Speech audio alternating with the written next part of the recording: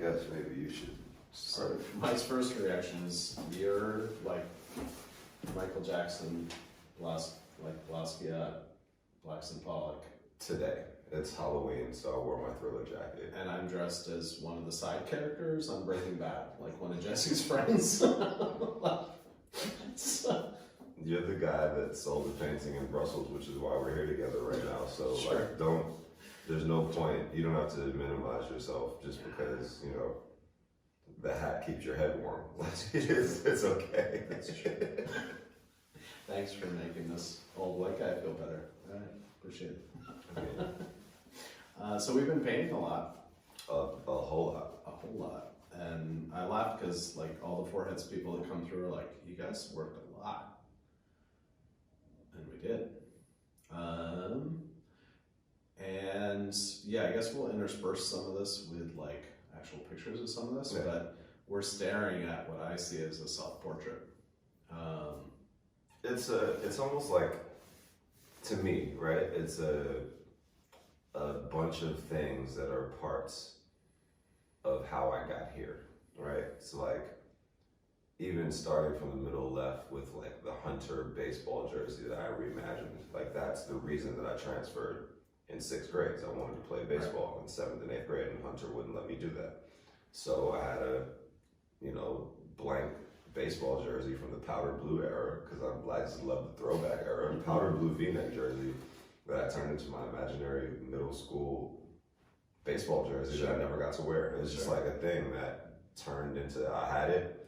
I was looking in my closet the day that I came out here to do it and was like, you know what? I should do something to that. Yeah. Like I didn't do anything on the Yankees jersey because that's the Yankees. Like that's an institution. But the same, I mean, Hunter's an institution as well. Well, in Hudson that you designed, you did some stuff, but not a ridiculous amount. Yeah, and I also designed that T-shirt, so I felt like I had all rights to put whatever I wanted to on it. I mean, there's a garbage bag full of those T-shirts that I donated to my mom's hospital because people in the very beginning of this just didn't want to wear their clothes home from the hospital. So it was like, but that's also, I designed that T-shirt, and it's one of the most comfortable T-shirts that I have the most of at home, so I wear it under lots of things. Yeah, I love it. And then the bottom part. Yeah. That's so visually, it's the most obscure. So it falls back a little bit, it's covered up, it's very like neutral. So you don't pay attention to it. You pay attention to the bold H, Hudson, Hunter, Howard, Yankees. Yeah. All parts of my resume and things that got me to, they're just all parts of my life experience. You know, even like that piece, which was not meant to be an art piece. That was meant to be something that I presented to my old job and how we could deal with a problem that I was being tasked with solving. And that problem is? That problem was, how do we make our diversity initiative move more agile and be faster to respond to things as they come up. Right. And but then it's partnered with a printed out document. Well, yeah, but like, see, the original plan, original version was just me on the back of one of those same posters that we've now done 12 of. Yeah. Because I wanted to like draw out in my head what I was thinking and how we could fix this and all the elements that were involved. Sure. And then as soon as I showed that to somebody on the call, I was like, I'm visual, can you give it to me in PowerPoint? I was like, it's very simple. There are 3 boxes above the way that this looks. And if you can't imagine that without seeing it in front of you, okay. You know, then I turned into SNL chat. I'm like, okay. You want it in PowerPoint? Okay. Take my name off the PowerPoint? Right. Okay. Okay. We can do every part of the PowerPoint except for the part that costs money? Okay. I don't get to make those decisions. Right. But no one will be able to go back and dispute that whatever it is that they're looking at in the digital version of what I created, the analog version of it is all that I didn't transcribe to the digital. So yeah, I remember when you showed me that and you were super excited about it because it was the answer to the question that I was asked to solve. The answer to the question, it was also like you were being tasked It was simple, it was elegant, it could be executed. Yeah. And so the juxtaposition of that now is me having put my absolutely clean criminal record on top of it and then painting on top of both of them. Yeah. Because the original plan was discarded and my criminal record is irrelevant because it's non-existent. So put the two things together. Criminal record. No, I don't. I've been guilty of wearing things that people have hated me for. Yeah. I've been guilty of thinking things that people have hated me for. I've been guilty of saying things that people have hated me for, but none of those things are criminal, no. Unfortunately, you know, if anything, they get assigned to art more often than not. Like I had a career in music for years before I decided to take another experiment in corporate America seriously. Right. And then for 3 years, I had a good run trying that. And it just didn't go the way that it was thought that I thought that it would, but at the end of all of that came this, right? And then a chance for you and I, after having collaborated in your studio in Brooklyn, to come out here and do that on a completely different level. Oh, and do it for real. Like, so the difference more space. Difference between Brooklyn and here, more space, but also like we actually are like talking to each other. We're not just kind of like working over top of each other's stuff. And I've restrained the way that I approach collaboration with you. Right. I've learned from that first set of collabs that we did in the Brooklyn studio where I was so excited to just have big canvases that I went overboard. I did too. But then we also knew, and the cool thing about it now is after this series of art paintings together, the Brooklyn collabs are completely different than this set of collabs. Yeah. You know, like, and my style has even evolved from when we first started doing those. Yeah. So. Well, here's something that I just realized. Like, I feel like, and maybe I'm wrong, but I think I just realized this, that the Brooklyn collabs, I felt like, as a 48-year-old white man who has an MFA, that I had to visually kind of like solve everything and like bring visual cohesiveness to everything. When the reality is the work I like and the work that I am drawn to and the work I want to create is open-ended. It's like an open-ended narrative, or an open narrative, and it draws people in and it doesn't answer all your questions, and your work does that. But I feel like in Brooklyn, you might have been overworking things, but I was overworking things the other way, trying to solve it. But that's where they worked, right? It was and there's still some good stuff. And it's my inside joke has not changed. Right. I come in, I devalue your whatever you're working on, and then you come back in and fix it, and then I devalue it a little bit more. And now we're getting to a place where I'm devaluing it less. Right. Like, well, now it's like I'm defining a bit more what I'm trying to do. Where there, I was just like, oh my God, it's so big. Oh, I gotta do something big. And I think I even said it to you in Brooklyn. I was like, you know, I think I might have bought a fire hose and needed like a scalpel. You know, I do the same thing. I come over and like, all right, I'm gonna put a big circle on it because that's my only weapon. So, but I come and I like wipe everything out. But I have transparency. I have like, and you understand the elements of your tools very well. Even the times that you weren't here, and like, I feel like I need to apologize for having ran through your acrylic bottles because I was like, I've never even used these pretty before. empty. And I was just like, you know, if Greg's not here, he's not gonna even know until I tell him that I attempted to take a swipe of my own. Yeah, you know? should just pull the whole thing like pee in the bottles. I might not have noticed. No, none of those bottles. We should like reach out to Golden's and just get sponsored. That's I mean, it would. Golden Acrylics is a beautiful family-owned company.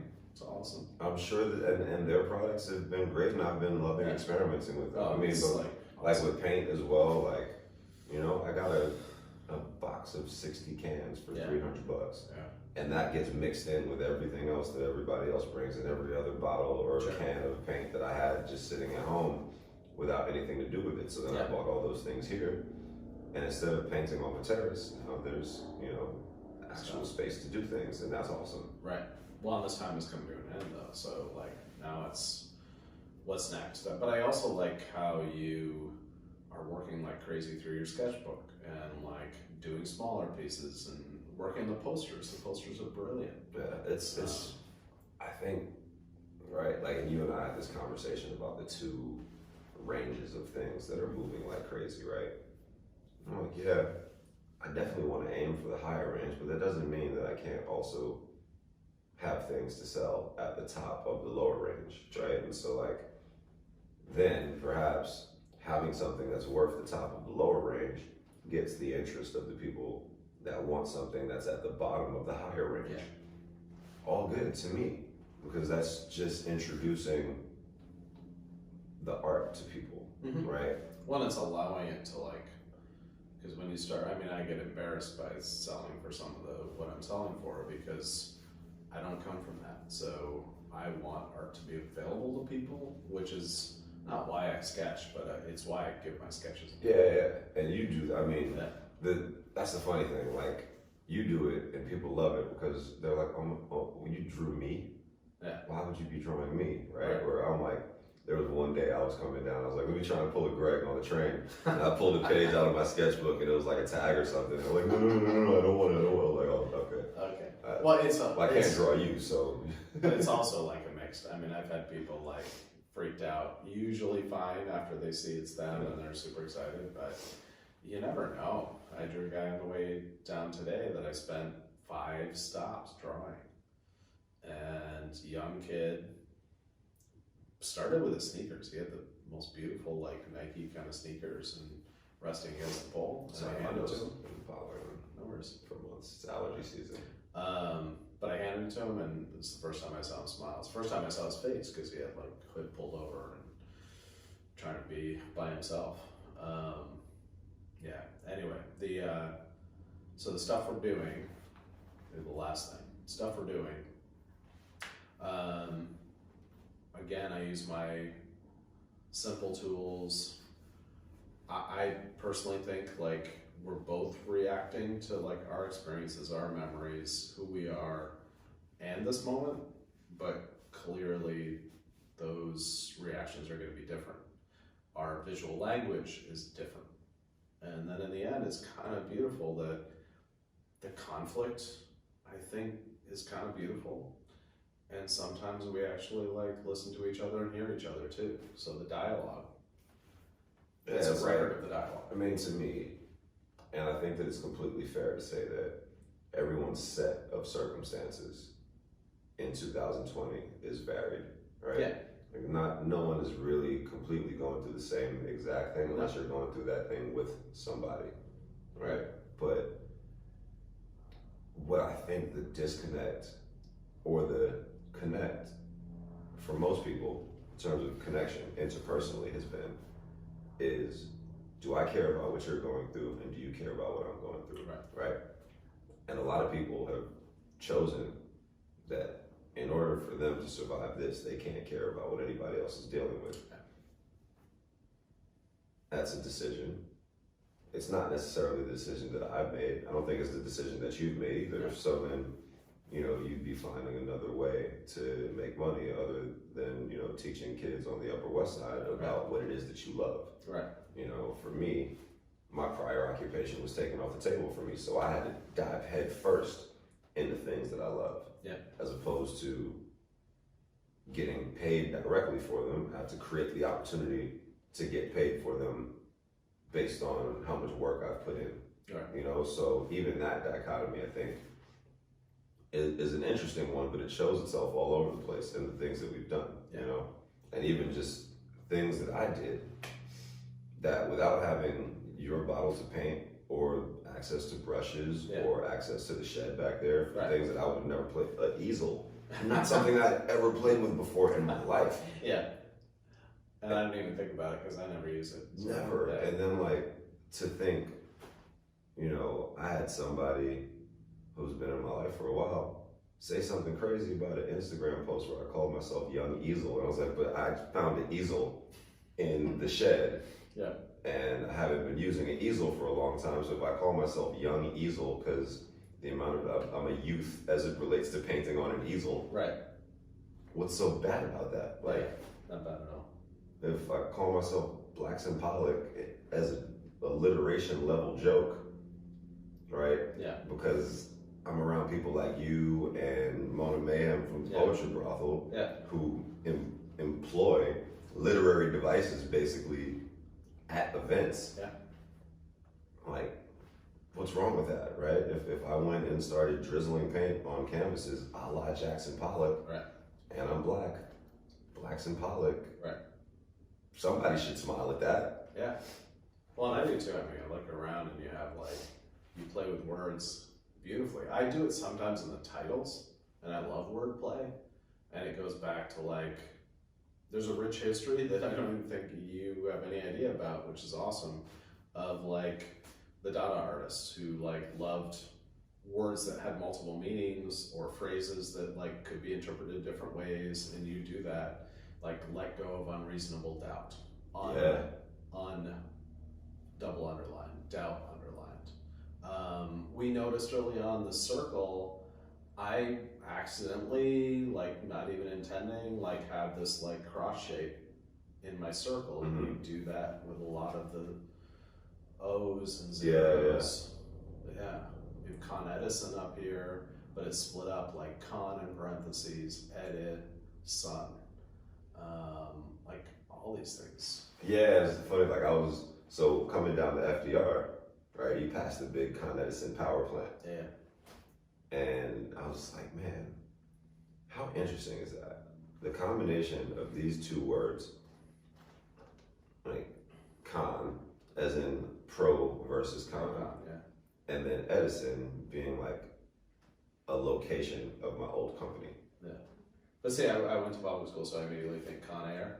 Yeah, no, it's just like that's appropriate. But I also remember, I'm not sure I think it might have been around Sandy when there was a massive explosion at that same facility. And it's just excuse the pun, blew it. They really did. I'm living in Jersey and didn't have power for a week. But it's just, like then you think about that every time I take a car down to FDR, I pass that.